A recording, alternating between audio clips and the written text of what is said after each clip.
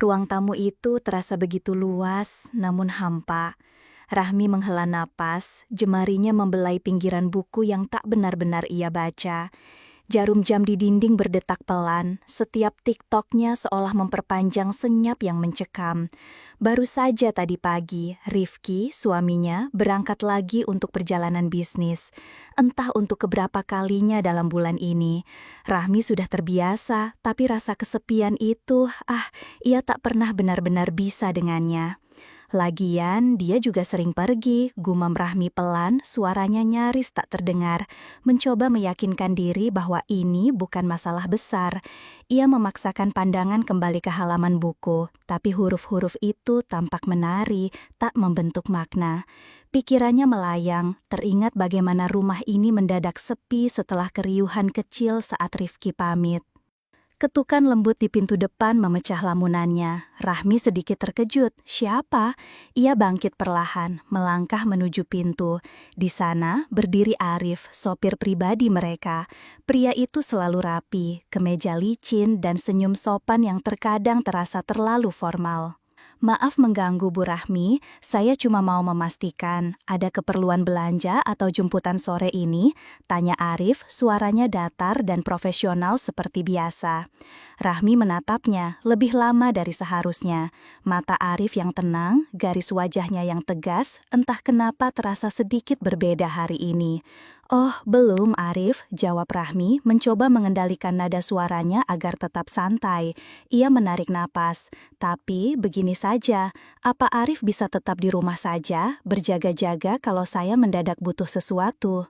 Arif sedikit mengangkat alisnya, tampak terkejut dengan permintaan tak biasa itu. Biasanya, setelah mengantar Rifki atau menyelesaikan tugas pagi, ia akan pulang atau menunggu panggilan di pos keamanan. Baik Bu, tentu saja, jawabnya mengangguk patuh. Namun ada sedikit jeda sebelum ia kembali berucap, kalau begitu saya permisi dulu Bu. Arif berbalik, Rahmi masih memperhatikannya, sampai punggung tegap itu menghilang di balik pintu. Sebuah getaran aneh menjalari Rahmi. Ia kembali ke sofa, tapi kali ini buku di tangannya benar-benar terlupakan. Kesunyian di rumah itu kini terasa berbeda, bukan lagi hampa, melainkan penuh dengan bayangan-bayangan yang baru saja berkelipat. Hari-hari berikutnya terasa aneh, bercampur antara rutinitas dan ketegangan yang samar. Rifki masih di luar kota, kesibukannya tak habis-habis. Sementara itu, Rahmi menemukan dirinya semakin sering memanggil Arif, bukan untuk tugas mendesak, melainkan hal-hal kecil, menemaninya minum teh di teras, meminta pendapat soal tanaman baru di halaman, atau sekadar menemaninya belanja ke supermarket, padahal ia bisa saja pergi sendiri. Dalam setiap percakapan, Rahmi mulai menyelipkan candaan-candaan ringan, pertanyaan pribadi yang tak terlalu invasif, namun cukup membuat Arif sedikit salah tingkah. Arif sudah menikah atau pertanyaan lain? Arif akan menjawab dengan sopan, seringkali singkat, tapi Rahmi bisa melihat ada perubahan kecil dalam sorot matanya. Tatapan Rahmi sendiri ia akui semakin dalam. Ia sering melirik Arif dari ujung kaki hingga ujung kepala, memperhatikan cara pria itu bergerak, bicara, bahkan saat dia hanya diam. Suatu sore yang sendu setelah mereka berbelanja bulanan, hujan deras tiba-tiba mengguyur begitu saja. Langit kelabu di atas Semarang seolah mencurahkan isinya tanpa ampun. Rahmi sengaja meminta Arif memarkir mobil di sebuah area sepi, agak jauh dari keramaian mal. Tunggu reda saja Arif, katanya, padahal ia tahu hujan tidak akan reda secepat itu. Mereka berdua terdiam di dalam mobil, hanya ditemani suara rintik hujan yang menghantam atap mobil. Di tengah keheningan yang tebal itu, Rahmi mengulurkan tangan pura-pura meraih tas belanja di jok belakang. Tangannya menyentuh lengan Arif. Sentuhan itu berlangsung sedikit lebih lama, sengaja ia biarkan. Ia bisa merasakan otot lengan Arif yang menegang di bawah kain kemeja. Sebuah getaran aneh seperti sengatan listrik menjalari kulitnya. Arif dengan cepat menarik tangannya, pura-pura membereskan dashboard, menyingkirkan remah-remah yang bahkan tak ada di sana. Arif merasakan dadanya berdebar kencang. Ia tahu ini tidak benar. Majikannya, wanita berhijab yang anggun ini. Tapi ada sesuatu dalam tatapan dan sentuhan Rahmi yang mengaduk-aduk isi perutnya. Perasaan bersalah mencengkeramnya. Namun di saat yang sama, daya tarik itu terlalu kuat untuk diabaikan. Ia menelan ludah, berharap Rahmi tidak menyadari betapa kacau perasaannya saat itu.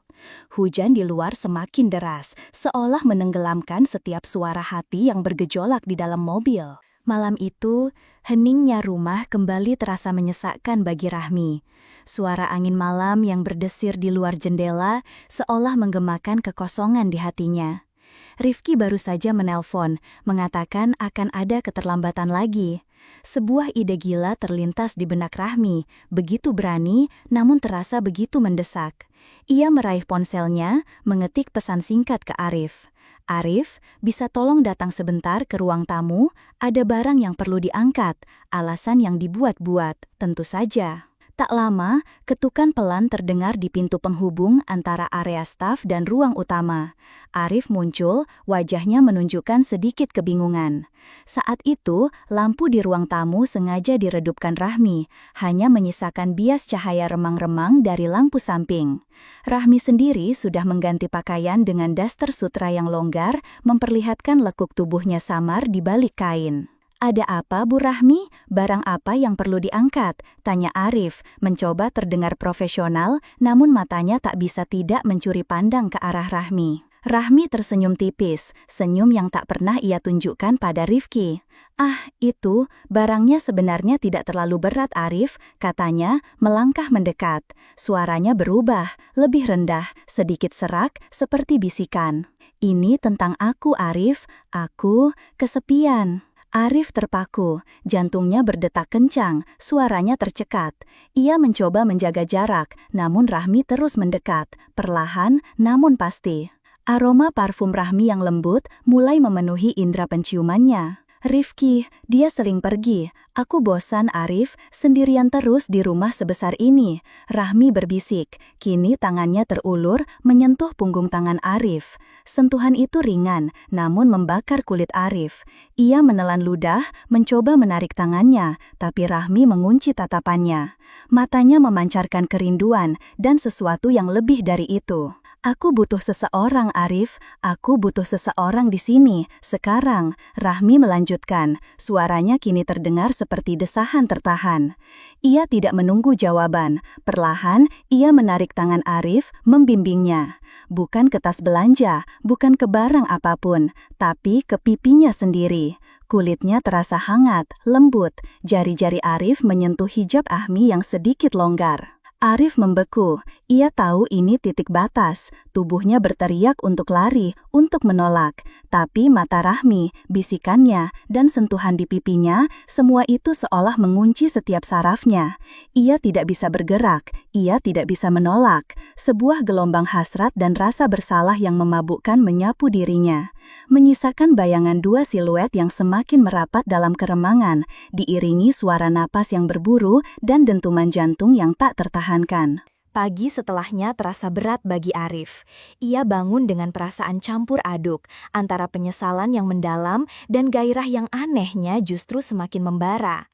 Saat sarapan, ia sengaja menghindari tatapan Rahmi, fokus pada cangkir kopinya. Rahmi, di sisi lain, terlihat tenang, bahkan ada senyum tipis di bibirnya. Senyum yang penuh rahasia dan sedikit kepuasan. Setelah sarapan, Rahmi memanggil Arif ke ruang baca pribadinya. "Duduklah Arif," katanya lembut, menunjuk kursi di hadapannya. "Kita perlu bicara." Rahmi menatap Arif lekat. "Ini adalah rahasia kita, Arif. Tidak ada yang boleh tahu, mengerti?" Ada nada peringatan di suaranya, namun juga keintiman yang baru. "Tapi aku tidak menyesal," Rahmi melanjutkan, suaranya melunak. Kamu membuatku merasa hidup lagi." Kata-kata itu diucapkan begitu saja, menohok hati Arif. Dan begitulah, hubungan terlarang itu mulai bersemi, terselubung dalam bayangan. Entah bagaimana, entah kapan, setiap kali Rifki pergi keluar kota, Rahmi akan mencari cara agar Arif berada di rumah saat malam. Bisa dengan alasan mobil perlu dicek atau lampu taman yang mati. Arif, meski diliputi rasa bersalah yang tak berkesudahan, tak bisa menolak. Ia juga mulai menyadari bahwa ia menikmati kedekatan itu, menikmati setiap sentuhan dan bisikan rahasia. Perasaan itu tumbuh, pelan namun pasti, menjadi sesuatu yang lebih dalam, sesuatu yang mirip cinta. Ia mencintai Rahmi. Namun, ketegangan sesungguhnya datang ketika Rifki kembali ke rumah.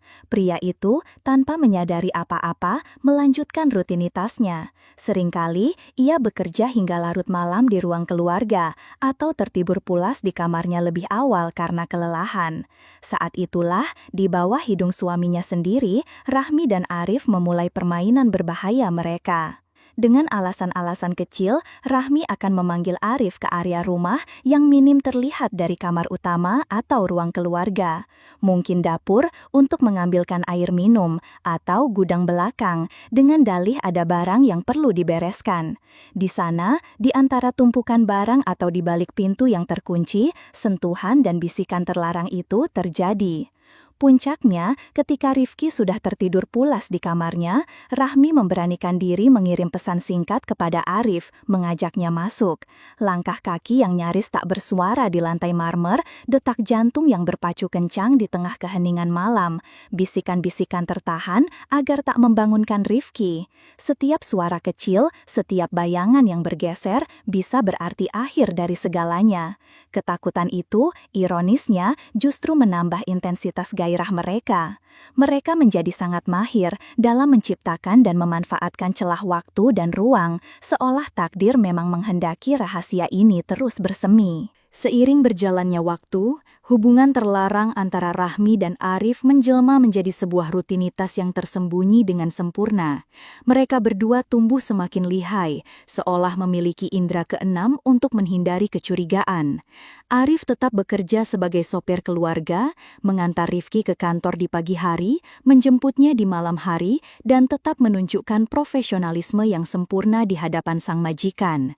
Tidak ada tatapan aneh, tidak ada jeda yang terlalu lama, tidak ada bahasa tubuh yang mencurigakan. Mereka adalah maestro dalam seni berpura-pura. Rifki sendiri, tenggelam dalam kesibukan pekerjaannya, sama sekali tidak menunjukkan tanda-tanda kecurigaan. Ia terlalu lelah sepulang kantor, terlalu fokus pada angka-angka di laptopnya, atau terlalu nyenyak dalam tidurnya untuk menyadari getaran lain yang beresonansi di rumah tangganya. Baginya, Rahmi adalah istri yang setia, dan Arif adalah sopir yang dapat diandalkan. Kehidupan mereka berdua di rumah tampak mulus, tanpa riak. Namun, di balik kesempurnaan itu, Rahmi dan Arif terus melanjutkan kisah mereka. Setiap kali Rifki pergi untuk perjalanan bisnis yang kini terasa seperti restu terselubung bagi mereka, Rahmi akan mengirim sinyal, sebuah pesan singkat, sebuah permintaan mendadak untuk ditemani. Dan ketika Rifki sudah terlelap, suara bisikan di kegelapan, sentuhan rahasia di area tersembunyi rumah menjadi oksigen bagi hubungan mereka. Arif kini menerima takdirnya. Rasa bersalah itu masih ada, sesekali menyelinap saat ia melihat wajah lelah Rifki. Namun, cinta dan keterikatan yang ia rasakan pada Rahmi, gairah yang tumbuh di antara mereka, jauh lebih kuat.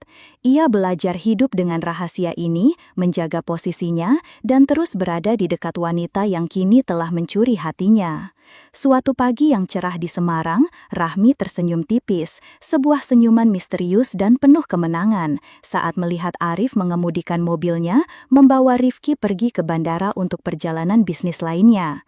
Rahmi tahu, ini hanyalah awal dari hari-hari yang akan ia habiskan bersama Arif dalam bayang-bayang rahasia mereka. Arif melirik ke kaca spion, tatapannya menyiratkan kesetiaan dan komitmen pada rahasia mereka, sebuah hubungan terlarang yang terus berlanjut tanpa diketahui siapapun. Di rumah mewah itu, di bawah atap yang sama, sebuah kisah tersembunyi telah berakar dan akan terus abadi. Mereka berdua tahu, permainan ini akan terus berjalan selamanya.